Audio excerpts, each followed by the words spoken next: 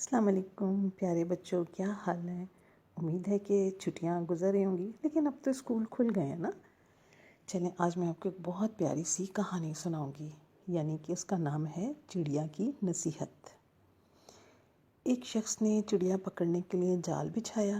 اتفاق سے ایک چڑیا اس میں پھنس گئی اور شکاری نے اسے پکڑ لیا۔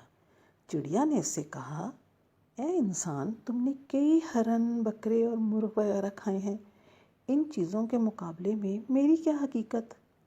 ذرا سا گوشت میرے جسم میں ہے، اس میں تمہارا کیا بنے گا؟ تمہارا تو پیٹ بھی نہیں بھرے گا۔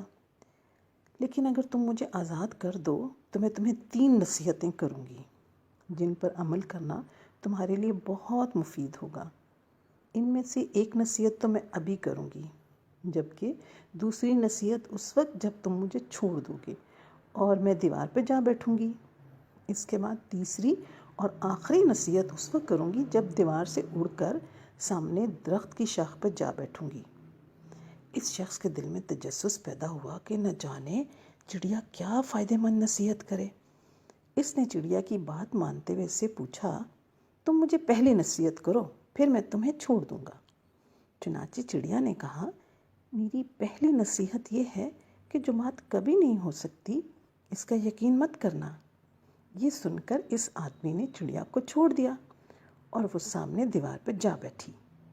پھر بولی، میری دوسری نصیحت یہ ہے کہ جو ہو جائے اس کا غم نہ کرنا۔ اور پھر کہنے لگی، اے بھلے مانس، تم نے مجھے چھوڑ کر بہت بڑی غلطی کی، کیونکہ میرے پیٹ میں پاؤ بھر کا انتہائی قیمتی پتھر ہے۔ اگر تم مجھے ذبح کرتے اور میرے پیٹ سے اس موتی کو نکال لیتے تو اس کو بیچنے سے تمہیں اس قدر دولت حاصل ہوتی تو تم بہت امیر بن جاتے۔ اس شخص نے جو یہ بات سنی تو افسوس کرنے لگا اور پچھتایا کہ اس نے چڑیا کو چھوڑ کر اپنی زندگی کی بہت بڑی غلطی کی ہے۔ اگر اسے نہ چھوڑتا تو میری زندگی سنور جاتی۔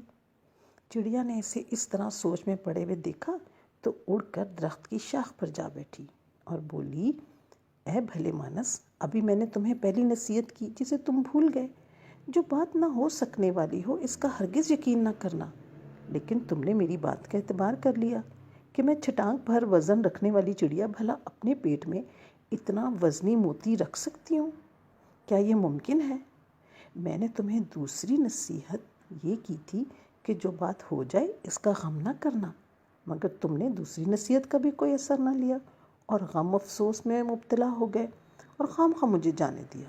تمہیں کوئی بھی نصیحت کرنا بالکل بیکار ہے۔ تم نے میری پہلی 2 نصیحتوں پر کب عمل کیا جو تیسری پر کرو گے؟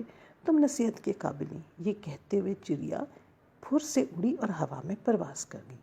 وہ شخص وہیں کھڑا چڑیا کی باتوں پہ غور و فکر کرتے ہوئے سوچوں میں کھو گیا۔ وہ لوگ خوش نصیب ہوتے ہیں جنہیں کوئی نصیحت کرنے والا ہو۔ ہم اکثر اپنے جو بہت ہمارے سنسیئر ساتھی یا دوست یا بزرگوں کی نصیحتوں پہ کان نہیں دھرتے نا، تو اس میں نقصان پیارے بچوں ہمارا ہی ہوتا ہے۔ یہ نصیحت صرف کہنے کی بات نہیں ہوتی، بلکہ یہ دانائی یعنی وزڈم اور دوسروں کے ایکسپیرینس یعنی تجربات سے حاصل ہونے والے بہت قیمتی گفٹ ہوتے ہیں، جو یقیناً ہمارے لیے بہت مفید ثابت ہو سکتے ہیں اگر ان پر ہم عمل کریں۔ تو یہ تھی آج کی کہانی۔ تو انشاءاللہ نیکسٹ بھی سٹوری میں آپ کو ایسی ہی سناؤں گی، ٹھیک ہے؟ اپنا بہت خیال رکھنا ہے بچوں۔ خدا حافظ۔